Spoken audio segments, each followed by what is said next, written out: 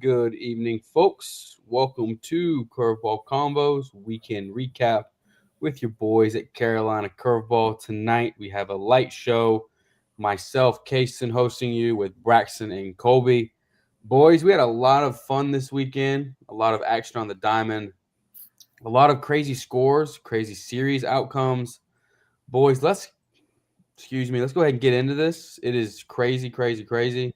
But first, Braxton Colby, Jesus, Reed is not here. Sorry about that. Braxton, how was your weekend, man? It was good, man. What a weekend of baseball. There was a lot of surprises, certainly around the Carolinas and around the nation. But yeah, I really enjoyed it. Just kind of laid low a little bit, watched some ball, had a good one. So I'm excited to talk about some of it tonight. And there's gonna be a lot of changes. I think. Hopefully, we'll see you tomorrow with the rankings, but it'll be interesting. Colby, how's it going, man? How was your weekend? Yeah, had a good weekend. Was busy Friday and Saturday, but got to watch a good bit of ball today. Excited to talk about some crazy series and crazy comebacks today. Yeah, some pretty crazy comebacks throughout the weekend. No doubt about it. But today's one we will talk to with Colby later. Boys to start off with, we will begin with the series that started on Thursday. The lone series started on Thursday. A couple more series ended on Saturday, but those were due to double headers. And the first series to end accordingly, because the schedule was Duke and North Carolina. Carolina picks up a massive series win after a pretty crazy game on Saturday. Braxton, I will let you take it. Carolina wins game 1 on Thursday night, and then Duke comes back to win game 2 on Friday, and then Saturday Carolina wins in crazy fashion. Yeah, I mean, what a great series. I mean, you figured it would be between these two teams as it usually is, but I think we just got a really good one. I liked how they started it on Thursday. I think that was great for the national eyes to kind of be on as we were watching during the show. It was a great game. Even yesterday's game that was really close, kind of like Friday's or Thursday's game. Friday was kind of the Ben Miller show. He kind of I think he hit 2 home runs and they won that game pretty handily. But give Carolina credit for winning two close ball games at home. I think just them being at home with that crowd behind them really helped their case for this series. And then to go to 14 innings yesterday and be able to find a way to get it done. Jake, is it Jake Berger? I mean, he had a rough one there at second base. He kind of I think he kicked the ball around twice basically to basically hand the Heels the win because he did I think in the eighth inning as well. But yeah, I mean, you kind of were worried about the Heels offense going into it. They did enough throughout the series to, obviously when you've got a staff like Carolina's, you only need a few runs to win some of those games. But I was a little worried about the bullpen, especially Ryan Lynch, which we were watching Thursday night. He came in again the other night, and it was kind of like, okay, here we go. We even got some insurance runs for him, and and just kind of struggling with command a little bit, but they got to fix that up before they get to some big series. They got Wake next week, so Yeah, yeah, and just like you said, that was a big shift for them, and winning in 14 innings in crazy fashion sure is something. Colby, what were your takeaways from this game from both programs, Duke and North Carolina? Yeah, I think on the Duke side, pretty disappointed. They're probably pretty disappointed. I mean, they had a chance to win that series, and I mean, all the games were somewhat close, and it probably feels like it slipped through their hands getting a big series win on the road at Carolina. And Carolina's got to be feeling pretty good about themselves, taking 2 out of 3 against a good Duke team at home, protecting their home turf against their rival. So, solid series one for the Heels for sure. Yeah, and as you stated, pretty close. Game 1 was 4-3 North Carolina over Duke. Game 2 was 9-5, correct? yeah. Over 9-5, and then game 3 was 8-7. So not many runs deciding that. Not many runs deciding that one. Yeah. And Braxton, do you have anything else to say? No, every game was tight. I mean, it was kind of just barn burners, and once again, I think just UNC kind of being at home just really helped them out there. I mean, if that's in Durham, it's probably tougher to win that series. But you got give them credit to take the series. It's a big one for them, especially they are now over 500 in ACC play, and I think they're going to want to get a top 4 seed for that tournament, as many of those teams will want to do. Yeah, especially with that new format, you're going to need that, no doubt, with the pitching. But honestly, I think if they get the lowest seed count, it'll be fine because they're so deep on the mound. So, but yeah, we'll see. Baxton, if you could pull up the scores from this weekend. And first, I will go through the series that concluded on Saturday because of doubleheaders and such. UNC Wilmington picks up a series win over Hofstra, 2-1. They did drop the final game on Saturday, 6-4 to Hofstra. But Colby, this is a nice bounce back for UNC Wilmington, who has been struggling very bad. I'm not sure how good Hofstra is. I don't think they're that good. But, I mean, at the end of the day, Colby, wins are wins for this Randy Hood squad. Yeah, they needed it. And certainly still not easy to go on the road and win at a conference opponent. It was good for them. Hopefully it gets them playing more consistent, good ball. They're probably thinking at-large bid is out of the hopes for them. But, I mean, they still have a lot to play for. I mean, keep playing good ball, keep building off of it, and try to win the CAA tournament in a month. Correct. Yes. Huge for them. The next series that concluded was Davidson sweeping Fordham, which Fordham kind of a fall from grace here from them. Aren't they the Division I leader in wins all time for NCAA baseball? I'm pretty sure Fordham is. I'm pretty sure that is a real stat if you look that up. I have no idea, bro. That's Yeah, a crazy stat if it's true. They might be if I read that right. But Davidson picks up a nice sweep for them. Braxton, they win 12-1 in the finale. I mean, this Davidson team put up a lot of runs. Could this be a turning point for the Cats? Yeah, I was looking. They actually just moved up into first, back into first for the A10. So big series for them to go to Fordham. I think State played Fordham earlier in the year. Is that right, Colby? I believe so. Yeah. So I that's the only time I'd seen them a little bit. But Davidson can put up runs. They've got great hitters: Eli Putnam, Michael O'Shaughnessy, Noah Joris. Some of those guys have been hitting the ball really well. And I think they continue to do that this weekend. So things are on the up for them in the A10. If they can get that 1 seed in there, you never know. Money's Wildcats could maybe sneak into a regional. Yeah, well, for the people that don't know, his first prediction was super regional for the Cats. So he back on that. So hey, never know. The next one that ended was Charleston Southern sweeping Radford. The kind of curveball curse, I guess, is dead. Charleston Southern Braxton picks up a nice series win over Radford. Huge for them after they've been struggling really bad. And curious for this Radford team because they're like the most up and down team in the country. It's like they swept Upstate. They get swept badly by High Point. They come back and win 2 midweek games against Virginia Tech and East Tennessee, who are great ball clubs. And then they get swept by Charleston Southern at home. It's the weirdest team, I think, this season so far. But give credit to the Bucks; they're back on track in the Big South. They're starting to move up those standings.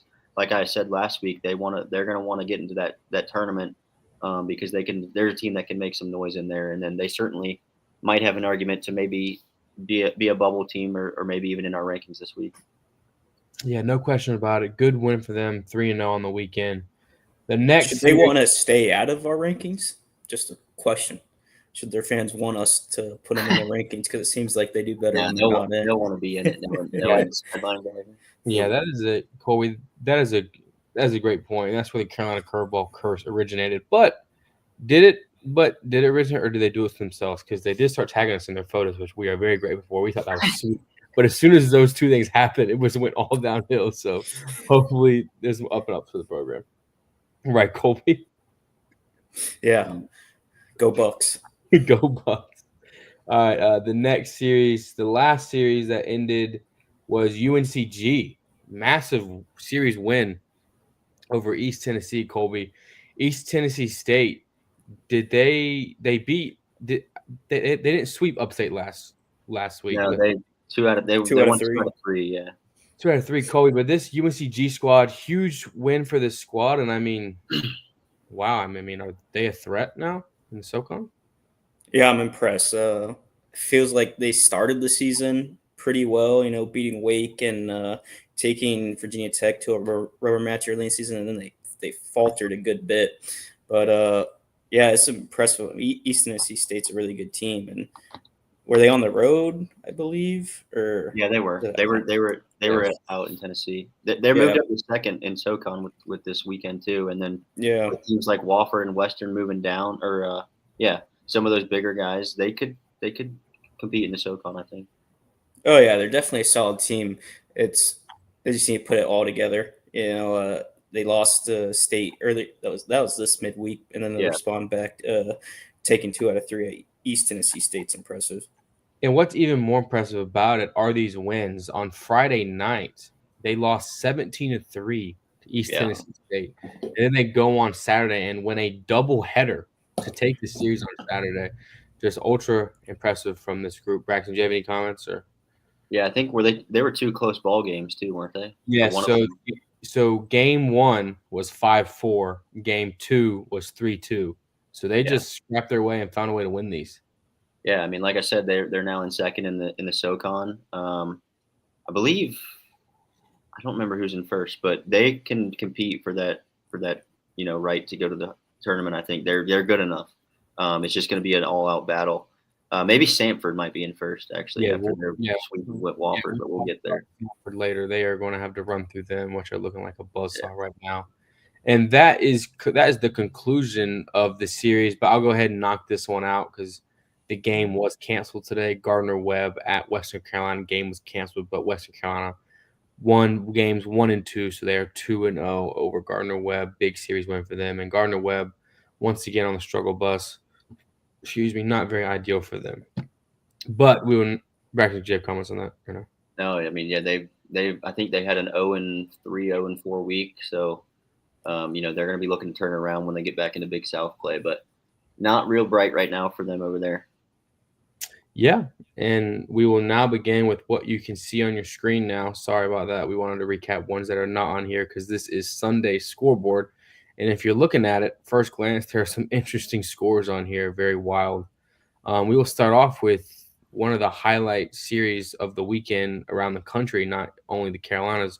Wake Forest traveling down to Tallahassee, number 4 team in the country, Florida State Seminoles, Colby. And Wake Forest goes down there and just goes down there and handles them. I know that Friday night Florida State beats them 5-4 in dramatic fashion. I was watching that in Greenville, and then in game 2, Wake Forest wins 12-0, and then today Colby 17-2. I mean, have the Demon Deacons told all their haters to shut it after last week's sweep from the Hokies? Yeah, I think so. I mean, impressive bounce back. I mean, getting swept by Virginia Tech at home, which none of us expected, and then go down to Tallahassee. You lose the first one, kind of heartbreaking fashion, close all the way to the end, and then you get 2 run rule victories to clinch the series in Tallahassee. It's an incredible series win. How many of us picked them in our pick 'em? I don't think Pick- many of us did. Kaysen did that, and maybe Tech. I think Case and Tech, yep. Tech pick Wake. Yeah, so none of us were really expecting this besides those two. Very impressive, and yeah, team to watch out for again for sure. And watching this game, I watched a good amount of this series, especially on Friday night. There were so many catches at the warning track in the wall. I feel like every time I looked up, one outfielder was just laying out against the wall. Yeah, and Florida. What's up with Florida State's like fence? I thought.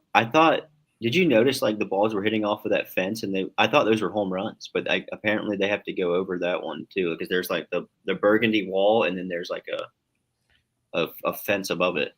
I don't know. I don't know if that was because remember they're stating that damage because of a hurricane. I don't know if that was added on or something. I don't know. Would you know anything about that? Yeah, that's what I was going to mention. I remember it was last year. Their like fence got knocked down.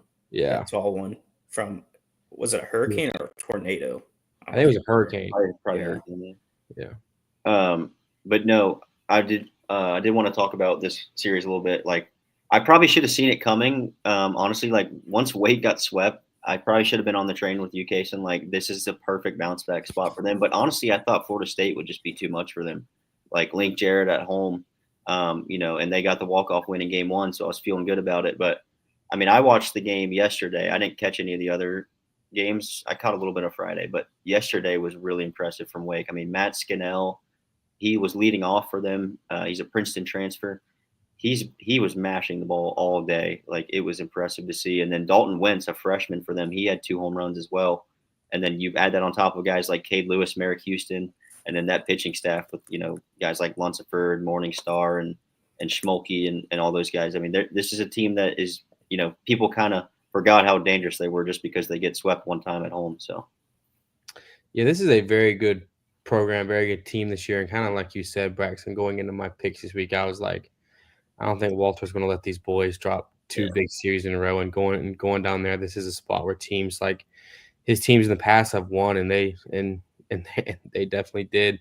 But on the flip side of this, Colby, do you think this Wake Forest team was angry and riled up and did it, or do you think Florida State's a little bit overrated, or am I a little stepping over my boundaries a little bit? I don't know enough about Florida State to say that they're overrated. I think they're really good. I just think Wake Forest just Was on a mission. Yeah. Braxton, as your pop says, Wake Forest can swing it with anyone. I 100% agree. I think right now, if the season ended today, they are a 2 seed, if not the top 2 seed. And I'll tell you what, you do not want to see them in your regional. If you're a host, they are a dangerous team for sure, no question about it. And to keep it in the ACC in California, Berkeley, the all coast conference, Cal hosts Clemson. Clemson makes the 3,000-mile trek down there, picks up a sweep. Today, they hold on in dramatic fashion. Cal had 2 on with 2 outs to go in the 9th, but Clemson finished them off. And this is a very impressive series sweep. Say what you want about Cal, but I mean, traveling across the country and sweeping a program in the ACC is very impressive. Wouldn't you say, Braxton? yeah, I mean, shame on me for even thinking that Cal could win this series. But hey, look, Clemson took care of business. I didn't really watch too much of this series, to be honest with you. The stream, the camera angle was just horrible. It was awful if you pulled it up. What about the scoreboard? It was even worse. It was all awful. So I turned it on for a bit. It was the last game on, so for the Carolina slate. So you got to watch a little bit of it. But yeah, no. Hats off to Clemson, though, getting a 3-0 sweep, and they are at 30 wins, fellas. I mean, this is the first team in the Carolinas. They're 30-5. I mean, it's just been really impressive what they've been doing, and I think we kind of expected them to be this good, but I mean, you still, when you're sitting here and it's April 6th and you're at 30 wins, you got to just tip your cap there. I mean, this is a special ball club, and once again, I think they're going to Omaha this year. I mean, they've got all the cards, so yeah. And Colby, I'll give your thoughts on Clemson. Yeah, I didn't get to watch too much of this series, but Cal is not a bad team. I mean, that's a solid team they got this year. I mean, they beat Duke in a series, right? Earlier this year, if I'm not mistaken. And for Clemson to travel all the way out there and win the series, but not only win the series, to sweep it, very impressive. I would say Clemson, it's Omaha or bust this year. I think they're that good. Yeah, Backus has done a remarkable job with this team, this program. Huge for them. Very happy for them as well. Especially with reaching supers like 2 years in a row, pretty much too. I think, right? Or was it maybe 1 year? But like they're right on the cusp. Like they know they've been there. A lot of these guys, I know they've got some new guys, but they're gonna want to win. They're gonna want to host a super and expect to make it to Omaha, 100%. Yeah, no question about it. And to keep it in South Carolina, College of Charleston picks up a series win over Monmouth. Did drop the Sunday game today, 5-4. But this is a good win for College of Charleston. And Aiken put up a performance yesterday, Braxton. If not, was it yesterday or Friday when he pitched an absolute gem? Who? Davis or Aiken? No. Oh, Brink. It was Brink. Yeah, it was Brink. Yeah, Brink had a 9 inning complete game on Friday. Yes. But once again, I mean, I kind of hinted at it before the series. I think I was like, they need some sweeps, and they dropped the game today, and that's ultimately going to be huge. But again, you go up there and get a series win, you're happy with it. But it helps their RPI a little bit. I think I checked; they went up quite a bit with this series win. But once again, you've got to start getting some sweeps if you're Charleston. But I think they're sitting at, let's see, where are they sitting in the CAA right now? They are sitting in third. So I mean, you're right there. You want to have your arms for that tournament because you're going to have to win it. So. Yeah, no question about it. And we will definitely see what they do in CAA play. The next series, Citadel picks up a nice series win over Western Michigan. Huge for Lane Tobin and the program. Citadel did drop the final game today, 6-0, but nice series win for them. And the next one is App State picks up a series win over UL Monroe. And an interesting one because their game yesterday got paused in the 7th inning and they had to pick it back up today. And they scored 5 unanswered runs in the game to restart the game, but then could not finish it off and lose 13-11 in that kind of pause resume game. And then in the second game today, they won 17-5. Yes, 17-5. Absolutely ridiculous, but huge win for them as they begin Sun Belt play. Huge for them, Colby, as the Sun Belt is tough this year because you got Coastal in there, Southern Miss, but huge for App State to get this win. Yeah, with the Sun Belt being so tough, you take the serious ones when you can get them, and going down to Louisiana and picking up a big series one against ULM, who's not a bad team, pretty solid team. App's been showing promise sometimes this year, and then sometimes it's little head scratchers, but good series one for sure. Yeah, when I turned it on today, it was 12-5 in the 5th inning. I was like, whew, that's a lot of runs. And then I watched a little bit more, but they end up scoring 17. The next one, Braxton, I will lead off with you on this one. Sanford beats Wofford. Doesn't just beat them, they sweep them and also clean their clock. Pretty interesting. Friday night score, Sanford beats Wofford 14-0. Yes, I read that right. On Saturday, Sanford beats Wofford 19-5. And then today, Sanford beats them 6-2. Braxton, pretty unbelievable here from a resident standard in the Carolina Curveball power rankings.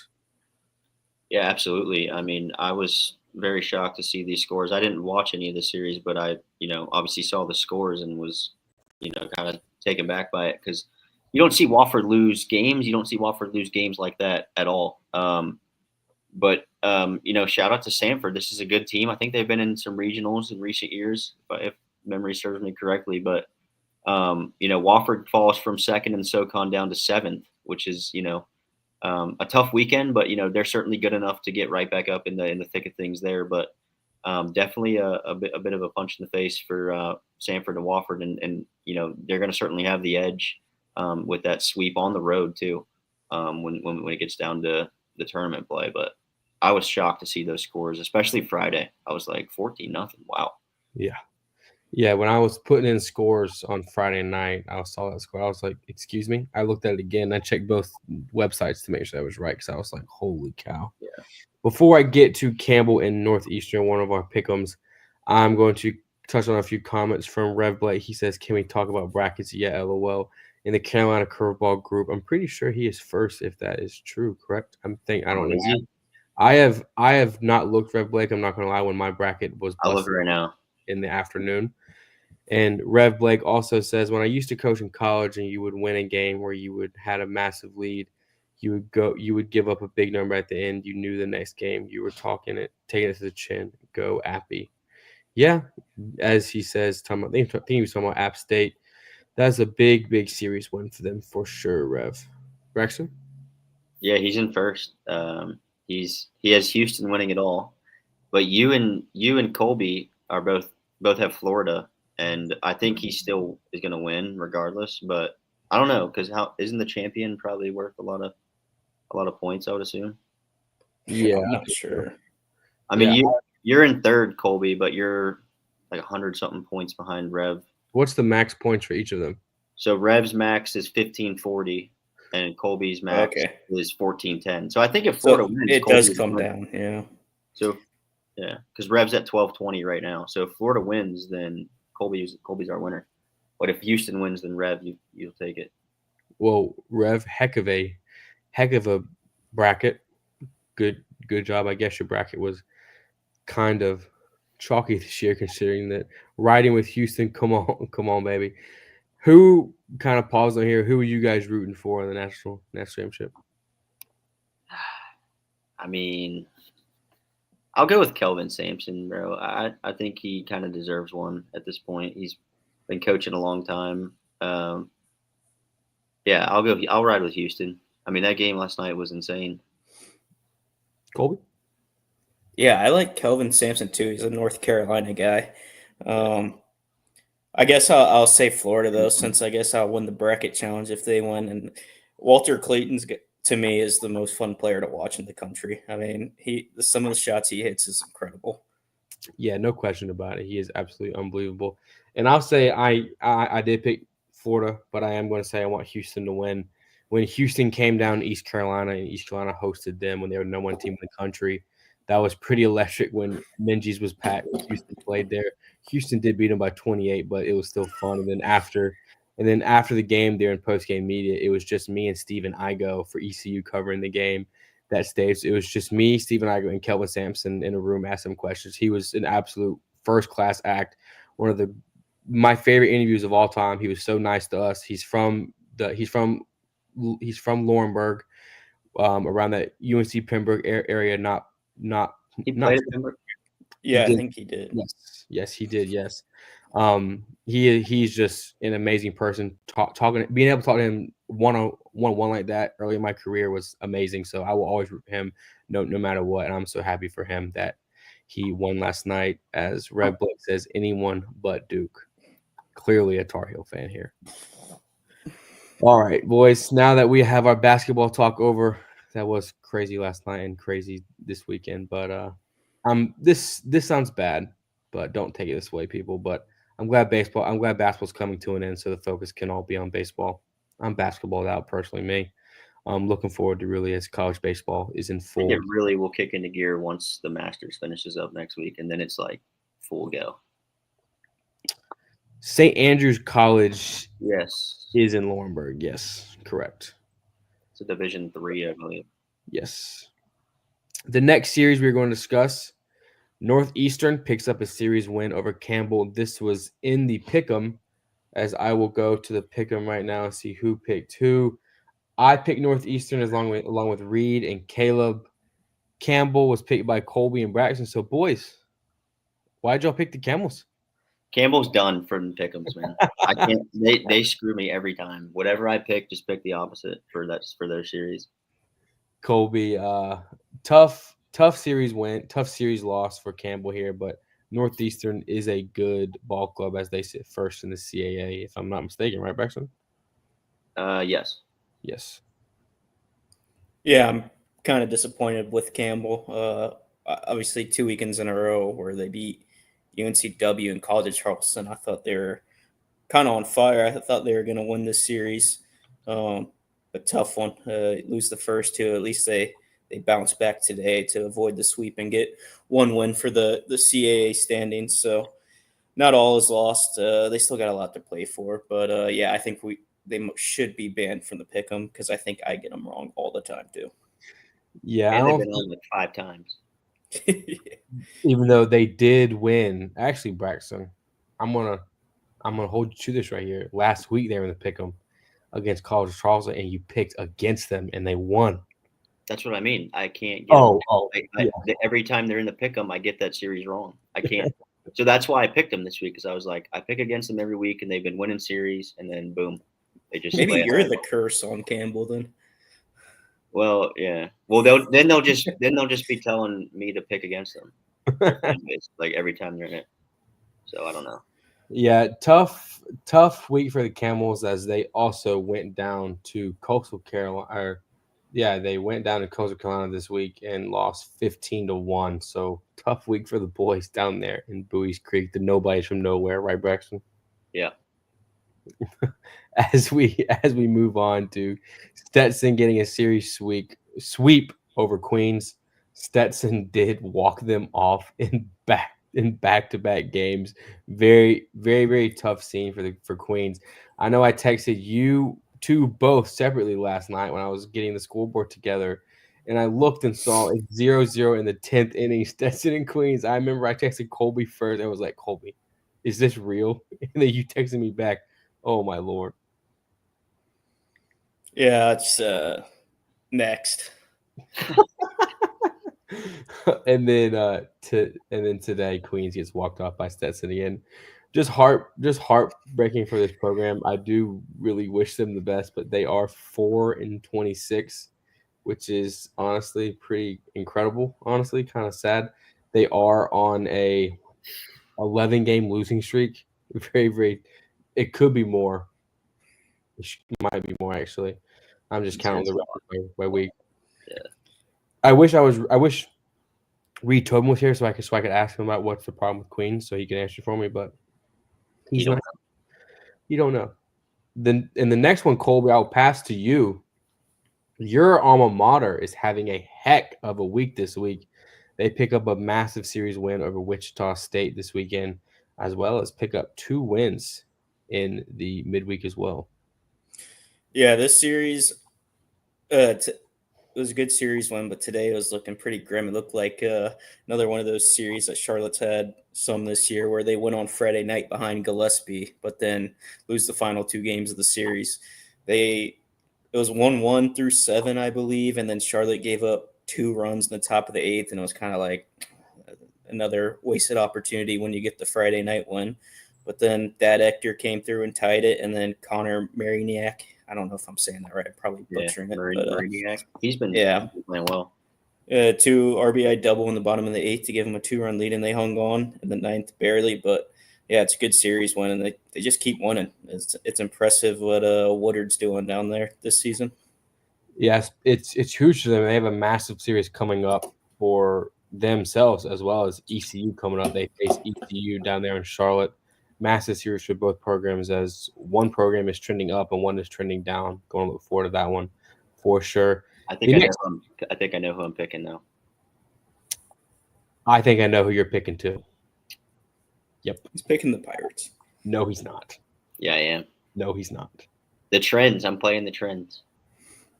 Just go. Just like the Wake. I'm not making the same mistake twice. I'm picking the Pirates. We'll see if Cliff gets the boys pumped and ready. We'll talk about them in a little bit.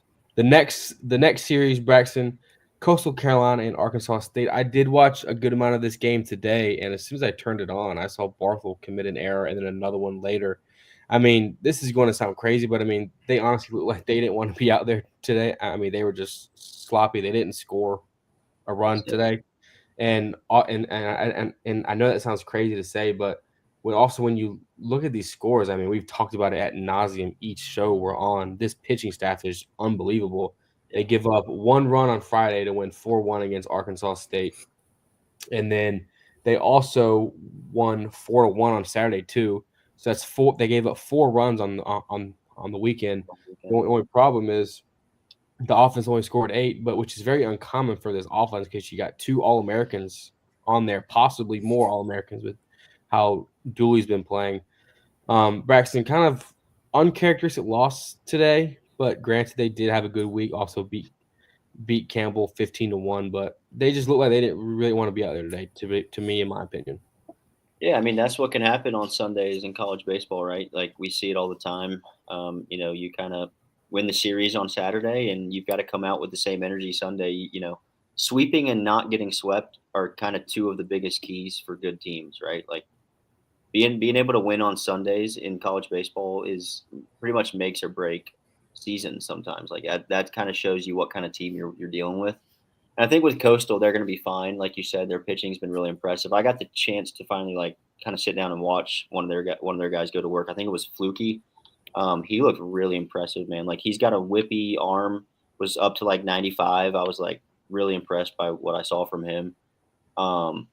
But yeah, I mean, Arkansas State was pretty decent too. I think we got to give them some credit in the Sun Belt. Like they play a probably rigorous Sun Belt schedule, and they actually looked like a pretty decent team to me. So I think that give some credit to them too for coming into Conway and playing them pretty tight for 3 games. But yeah, Coastal. I mean, they're going to drop a little bit in the RPI, but they'll still be like top 10, top 12, something like that. But yeah, it is what it is. They lost today, but you'll take it 2 out of 3. Yeah, this train's not stopping anytime soon. There'll just be a couple bumps in the road. Before I get to South Carolina, we'll have a bunch of talking points about this. Rev Blake says, "Chin up, Queens. Easter is coming." That's right. Easter is coming up soon. And Colby, we talked about this pre-show. South Carolina, man, they just cannot figure it out. It's tough to see. I was looking at South Carolina message boards today after the loss, as well as their Twitter. I mean, they tweeted their final score, and within 2 minutes, it had 37 replies. I was just like, good Lord.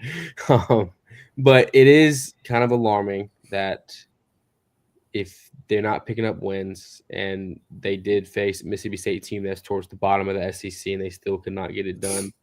They did, however, win game 1 7-3, promising start.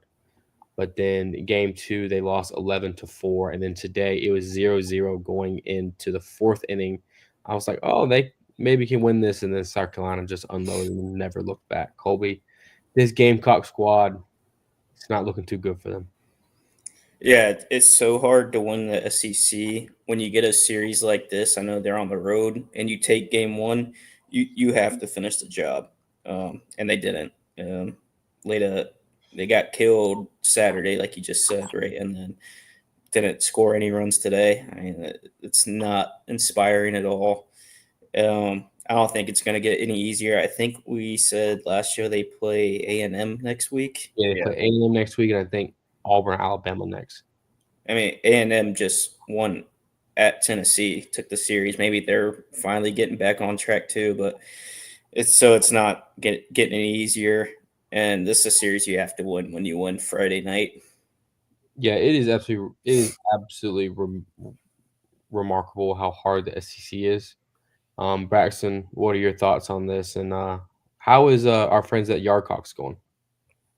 I'd imagine not too well. I didn't get to see any of his posts this week, but I mean, look, South Carolina's sitting at a 39 on RPI still. Like, I think if you're South Carolina, you just need to win. It sounds kind of cliche, but like you just need to win as many games as you can. It's going to be tough in the SEC, but like you got a game this weekend, right? You're 2-10 right now in conference, which you're going to have to improve on that to get it done and get in a regional. But you've played the 11th toughest schedule in the country so far. You haven't really had an impressive win yet.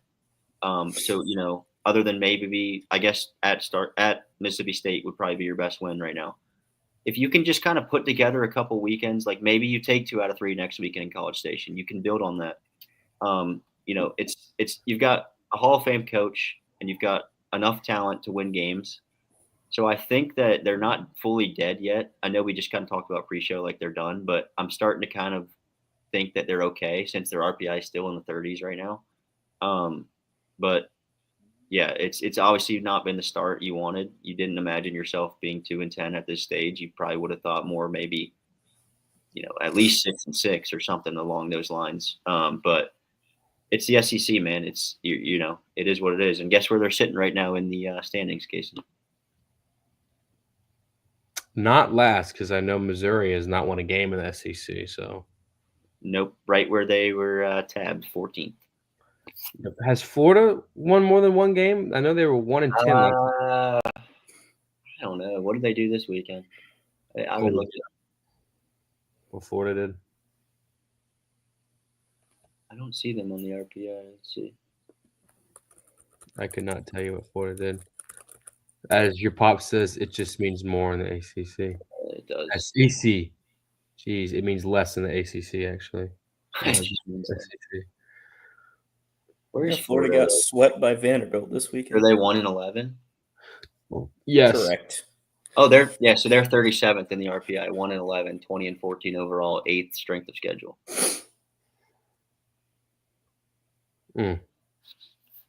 One of those two teams will miss out, and I think it will probably be South Carolina over Florida. We will see. Could be both. Could be both. Are you saying miss out on the NCAA tournament? Yeah, on the tournament. Yeah, probably right now both. But Yeah, right now probably both, but I think one of them will be in. yeah, I'd agree with that. Mark Etheridge will campaign for Florida to get in, even though I'll Oh, here even we go. Colby just sent a tweet by Yardcocks. Oh yeah. The Gamecocks softball team would beat the baseball team in a baseball game, according to Yardcocks. that guy is on one. I mean, in a softball game, I actually no. Let's stop right there. It wouldn't Yeah, happen. let's stop. Yeah, yeah. Braxton, you go to the next screen. Okay. Let's see. There we go. Yeah, All right. and we will begin here with my alma mater, the East Carolina Pirates, coming off the first home sweep since 2018. First time since 2018 they've been swept since Houston. Just an absolute horrible weekend for the Pirates. I know that I was talking to some people within the program as well as Steven Igo, and just it's not very bright over there right now. They just cannot figure it out at the plate, on the mound.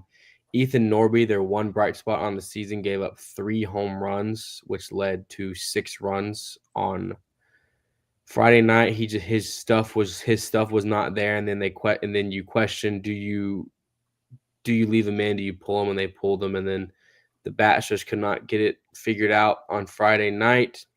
They did have a chance to win, but they did not pull it out. Then yesterday just was not there at all. They lost 14-1. Just don't know really what's going on the mound. The consistency is not there. At the plate's not there. And then today it was 6-6. ECU left for a good amount of the game, 6-6 going into the 8th inning, and then ECU cannot catch a fly ball as 3 guys collide into each other. Braden Burris and Drew Downs just could not hold on to it, and the Pirates just fall. It is very, very interesting to see them like this. I'm not used to this for covering them for so close. But Colby, you texted me yesterday and said what happened, and I was like, I really don't know what I can tell you about that. Yeah, it's just being busy Friday and Saturday. When I checked the scores and saw ECU lost on Friday and it closed, I'm like, okay, they'll probably still win the series, and then they lost 14-0 yesterday, Yeah, or 14-1. 14-1, and I was just like, what is going on? And then follow it up and lose today. It was kind of shocking. It is shocking. Yeah, it was very shocking. No doubt about it. Braxton, your thoughts on this? Yeah, definitely a surprise. I think we were kind of talking before the weekend, like FAU would kind of be their first kind of test in the conference. Obviously, you started off with 2 of the easier opponents in the American. But I also read that, Casey, you said it was the first time they were swept. Is that right? Yes, first time they were swept at home since 2018. Yeah. Now I read another nugget that it was the first time they had ever been run ruled at Clark LeClaire. But I think the run rule went into effect like a couple years ago, so that also had a lot to do with it. But I mean, definitely not a place where you're expecting to go watch the Pirates play and see 14-1 put on you. So the first time that's ever happened. But definitely shocking results coming out of Greenville this weekend, and it's definitely not going to help their case to getting at large. But I mean, I certainly think that's still very, very possible. You just kind of got to put this one behind you and move on to this week, and then you've got a big one coming up against a hot Charlotte team that I've already gave it away, but I think they're going to bounce back. So. Yeah, it was a big one for sure. As Jeffrey Neal says, wind blew every FAU ball out of the yard. I know that I'm not one to make excuses, but Steven Igo did text me Friday night and said there is a jet stream going out to right field. And I actually was in Greenville this past weekend, and it was very kind of windy there, but that is no excuse for Connor Norby to give up 3 home runs. As Rev Blake says, ECU get killed by the portal question mark. I wouldn't say getting killed by the transfer portal. They did lose Bristol Carter. I think that was the one major loss. I mean, unexpected. I follow the program closely, so I do know that that was an unexpected one. They did not expect to lose him. Now, Zach Root, that was an expected loss. They expected that. He had some character issues and some other things going on, so that was not really a loss for them, so to speak, because he was already on his way out. Braxton, your pop says ECU had flags all season. Yes, I agree. And to his point, what I'm going to say, they are a very, very young team, and they just have to figure it out. There's no ifs, ands, or buts around it. They are young, but I'll say the stuff on the mound does concern me because every weekend you're seeing three arms out the bullpen. You're seeing Lance Williams, Ethan Young, and Brad Pruitt. Outside of that, no arms have performed to the standard of Austin Knight, Cliff Godwin baseball, which is a major problem. But ECU hosts NC State on Tuesday, Colby. That will be a big one down there in Greenville, a massive, massive moment for both of those teams as both teams are coming in off two separate ways. Wouldn't you say, Colby? Yeah, ECU will win. Oh my gosh. I would not. 100%. Throw Braxton. the mortgage on the Pirates on Tuesday or Wednesday, whenever it is. Braxton? I don't know yet. I want to see kind of who the teams are starting. That's a tough one, dude, because ECU coming off probably their lowest weekend of the season. State coming off kind of a crazy comeback win against, a team like Virginia that was number 2 preseason. They're kind of kickstarting their ACC play, but like, if you ask me, if you put a gun to my head right now, I'd probably go with the Pirates. I guess we're. When's the last time State won there? Only because it's in Greenville. Yeah, only because it's in Greenville. Well, they beat us at Doak too. Yeah, that's true. State does struggle at Doak, especially in the midweek sometimes. But I don't know, dude. It's been a while for Greenville. Yeah, I know that for sure. I have to watch that game together. Yeah, Colby, you stumped me on that one. I've covered the last 3 ECU State games in Greenville, and ECU has won those 3. So, we'll see. Who do you kind of jumping ahead here? Who do you think State starts Tuesday? Do you have any idea? Consiglio. Because I could not tell you who ECU starts on Tuesday. Could not tell you. I'm not confident in that guess, but if I had to guess, it'd probably be Cooper Consiglio, which he's been their guy on the midweek. Yeah, but he's been struggling, so they might change it up. I don't know. Maybe Willis. Matt, that's what I was about to say. Ooh, I think they should throw Matt on there. Yeah. Oh, Jeffrey Neal says Jake Hunter. I don't know if ECU will start him, but I definitely think you can see him on Tuesday, no question about it. I don't think he pitched too much this past weekend. I think he just pitched Friday. As Rev Blake, one more comment. Wright State is about 45 minutes from me, and they are usually nails, but the portal is killing them. Figured it was the same in God's country. That's right. Giannis is God's country. Yeah, I think the portal is going to kill a lot of these small programs. I think ECU is going to get a piece of that. I wouldn't say ECU is going to get absolutely raked from the portal because Cliff Godwin. I just know that that's just not going to happen. Knock on wood, hopefully not.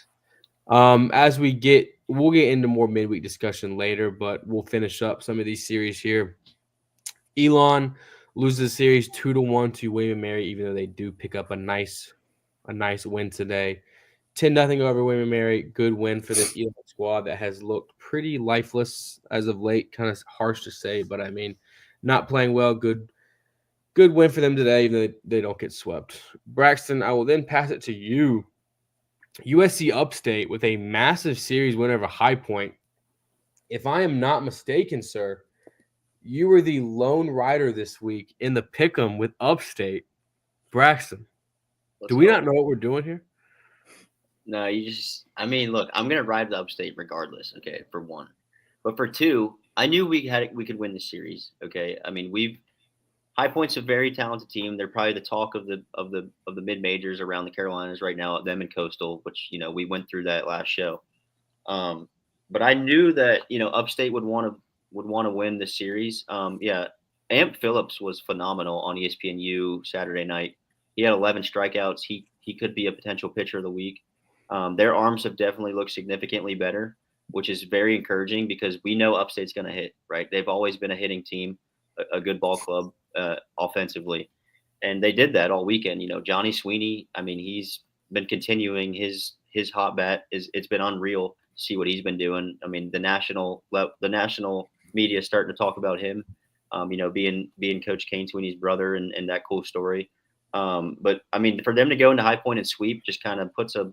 Oh wait, no, 2 out of 3. High Point walked them off today, but still a very statement win for the Spartans in the league play, and hopefully this kind of kickstarts them to start winning some more in the Big South, and hopefully gives them confidence going into going back to High Point when come tournament time and being able to win those games when it matters.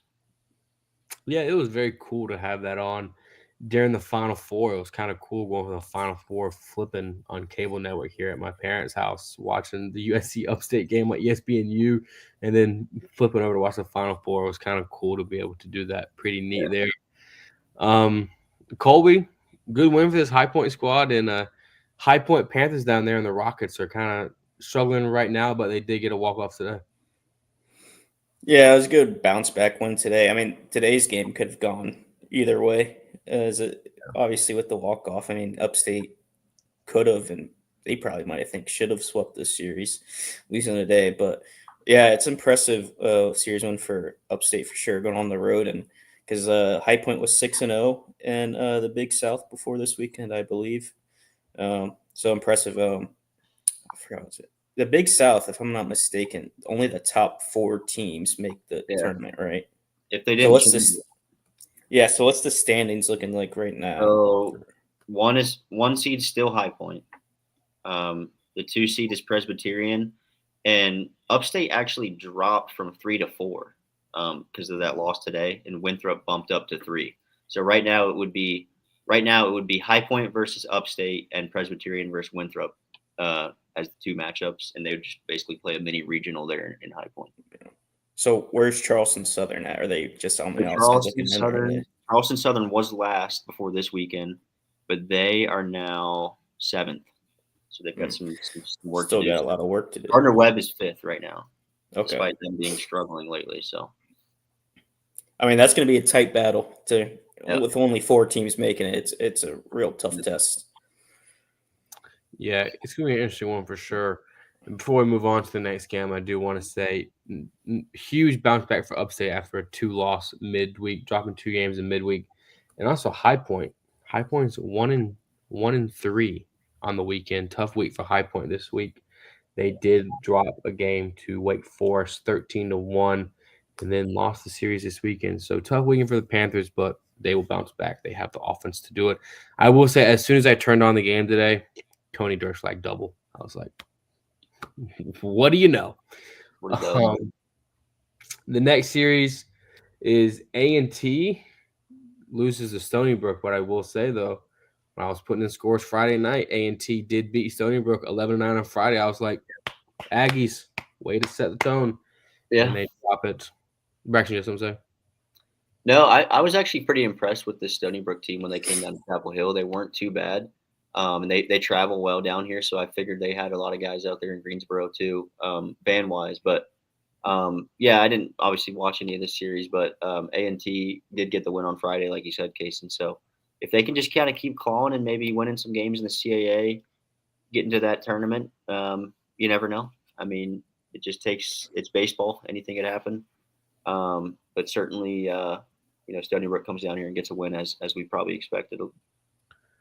Yeah, no question about it. And we'll move on to the next series. Colby, I will lead off with you. Give me your series recap of NC State and Virginia. Yeah, interesting series. Not the way I was expecting it to go. Friday, State loses the Fritton start, which has been key for them to win series. Fritton needs to win his start on Friday and didn't. And I thought probably not going to go well the rest of the weekend. But then took care of business on Saturday. And then today, down 8-2 in the 7th inning, Drew Lanphier hits his first home run of the year in a huge spot, grand slam, to cut it to 8-6.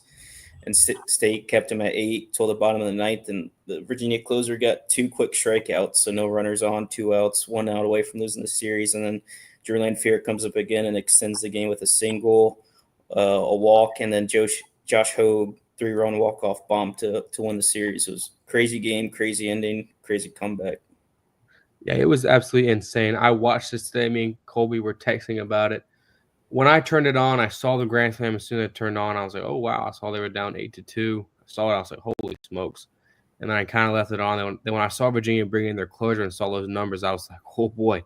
And then I saw the 2 strikeouts at first. I was like, "Oh boy, they're in trouble." But then Lanphier coming up in 2 massive spots back to back, like Colby said. Braxton, this is a big win for NC State, but kind of before we talk about State, this Virginia squad, I mean, number 2 pre-ranked in the country, and then I mean, just very very tough season for the Hoos up there in Charlottesville. Yeah, definitely a tough series to lose to. Being close to taking one on the road in Raleigh, but they were hot coming into the series. You got to give State credit to win this series, especially in the comeback fashion that they did. But I'm glad because I did have them winning it in the pick'em. So um, big for them. And then, like you said, they've got a big week coming up against ECU. Who do they play next weekend?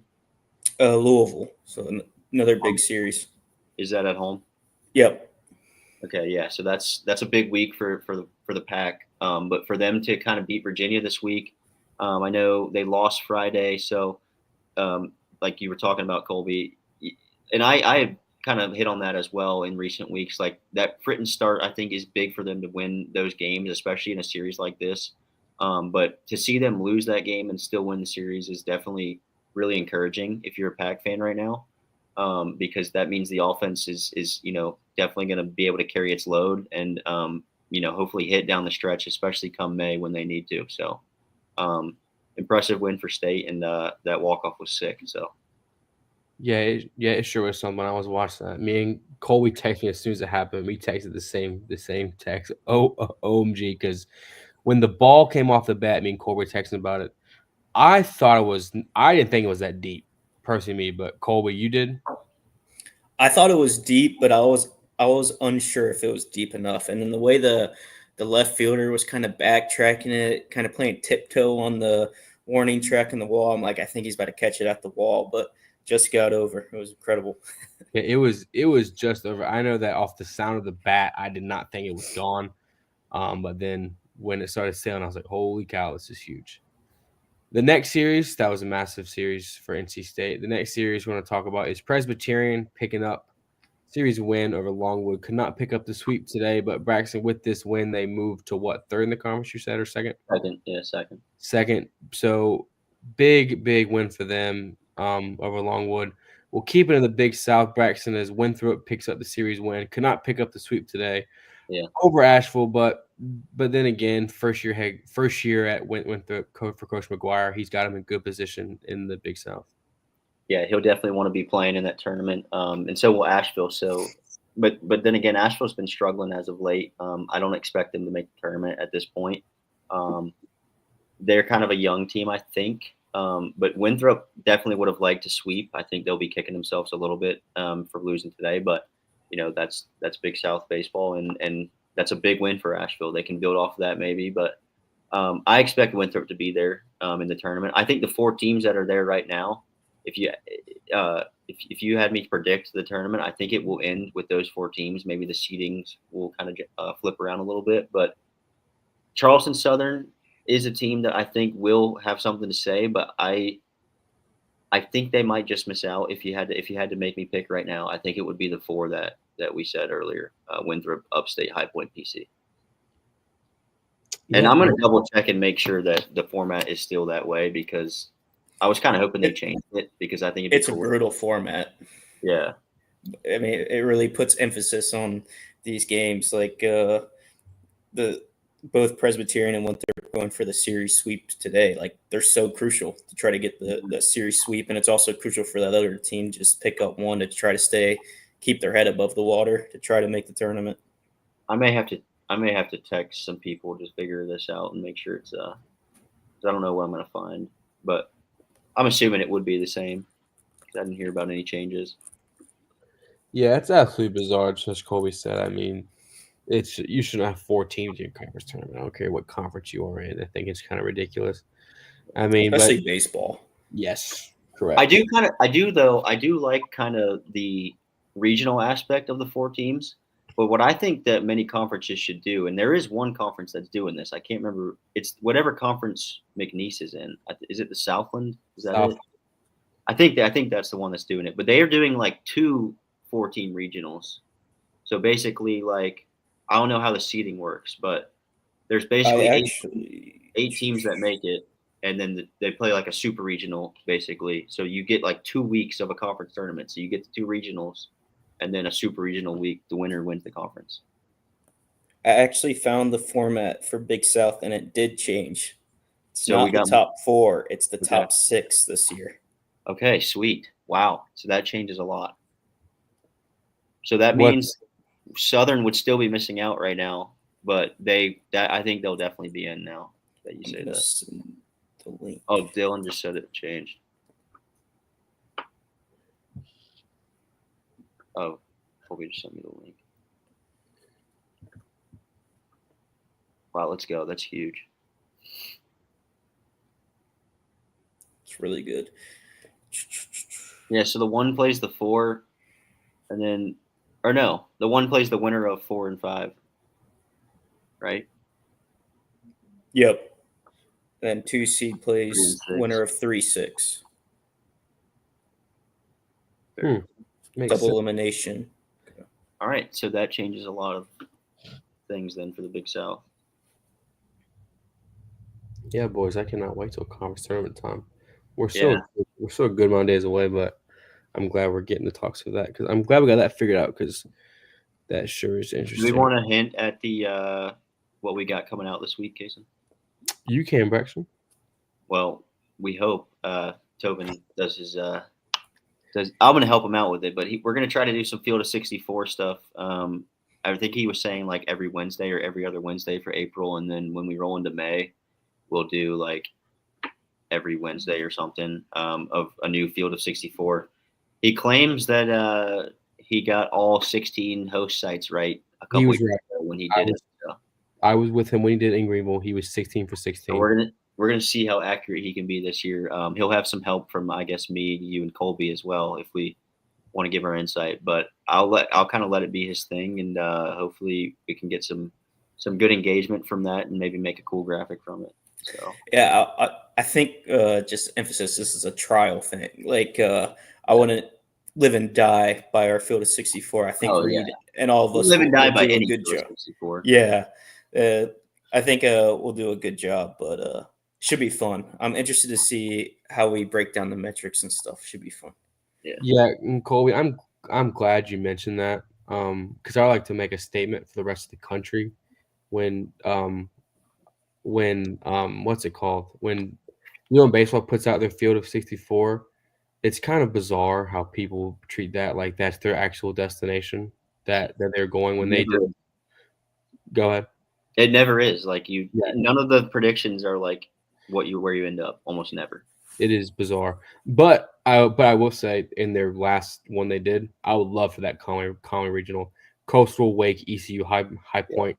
I mean, that was fireworks. It really just creates exciting hypotheticals that fans just get excited about, and then that honestly helps viewership of like college baseball late in the season, and then right into postseason play. So that's really all it is, and it's honestly cool that if we start doing it, because it'll kind of give some Carolinas people and teams of our region an idea of like, hey, like this would be cool if we went to, wherever, Tallahassee or Baton Rouge, something like that. Yeah. No question about it. And Colby, I'll let you clear the air on this one.